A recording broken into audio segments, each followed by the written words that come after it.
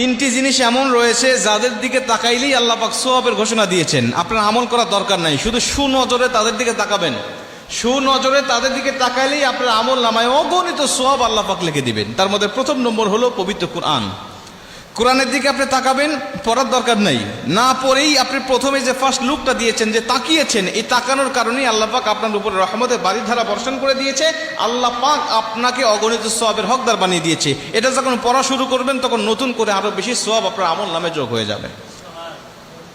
তিনটা জিনিসের মধ্যে প্রথম নম্বর হলো কোরআন, কিতাবুল্লাহ, আল্লাহর কিতাব। দ্বিতীয় নম্বর হলো মা বাবা। মা বাবার দিকে তাকাবেন সুনজরে, নেক নিয়তে মা বাবার দিকে তাকাবেন, রাগান্বিত অবস্থায় নয়, সুনজরে তার দিকে তাকাবেন, মা বাবার দিকে। নবীজি বলছে মা বাবার দিকে, বিশেষ করে মায়ের দিকে যখন কোনো ব্যক্তি সুনজরে তাকায়, আল্লাহ পাক তার আমল নামায় কবুল হজের সওয়াব দান করে দেয়।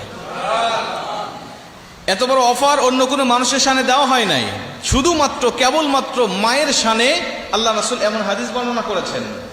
নবীজি মায়ের হক বর্ণনা করতে গিয়ে কত বেশি বলেছেন। আমরা যদি মায়ের হক নিয়ে আলোচনা করি তাহলে আলাদা একটা সাবজেক্ট চলে আসবে, আমি সেদিকে যাচ্ছি না।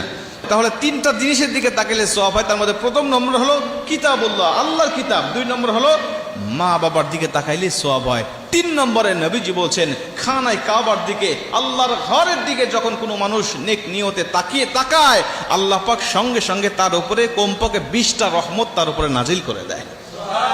20টা রহমত তার উপরে নাজিল হয়ে যায়। আল্লাহ পাক অগণিত সওয়াবের অধিকারী, হকদার তাকে বানায় দেয়।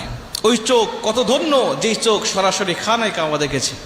ওই চোখ কত ধন্য যেই চোখ সরাসরি আল্লাহর ঘরকে দেখেছে, আল্লাহর ঘর তাওয়াফ করেছে, নবীজির রওজা মোবারক জিয়ারত করেছে। তার থেকে ধন্য ব্যক্তি আর কি হতে পারে?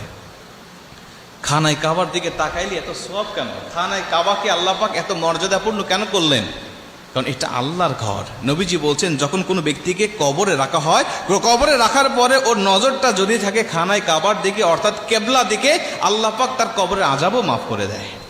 এখন বলতে পারেন হুজুর আমাদের সমাজে তো অনেক মানুষ মারা যায়, সবার মুখটা কেবলা দিকে আমরা করে রাখি। বেনামাজি মারা গেলেও খানায় কাবার দিকে মুখ থাকে, সুদখোর মারা গেলেও খানায় কাবার দিকে মুখ থাকে। যারা ইসলামকে অস্বীকার করেছে, ইসলামের মধ্যে ছিল, বাবা মুসলিম দাদা মুসলিম ছিল, কিন্তু ইসলামের ছিটে ফোঁটা তার মধ্যে ছিল না, এবং কাফের হওয়ার যে শর্তগুলো আছিল সেই শর্তগুলো তার মধ্যে ছিল, কুফরি করেছে, শিরকি করেছে, এই ব্যক্তি মারা যাওয়ার পরেও তো তার মুখটা খানায় কাবার দিকে থাকে।